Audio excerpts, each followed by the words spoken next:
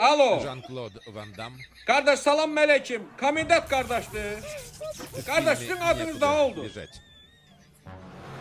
Chuck Norris. Yok bir Van Damme. Ha kardeş. Siz hara bakırsınız bu.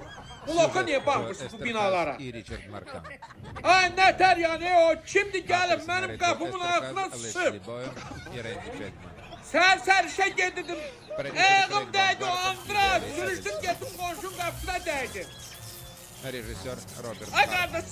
Sıçmağına dursun et zamanını ayak altına götürüp silip geldim. İnanmırsan.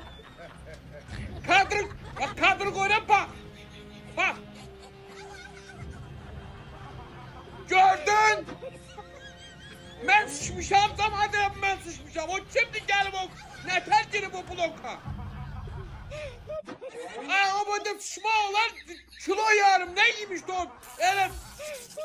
Araba üstümden yarım kilo benim kilosdan alsa temizleyip sert dehliz attı.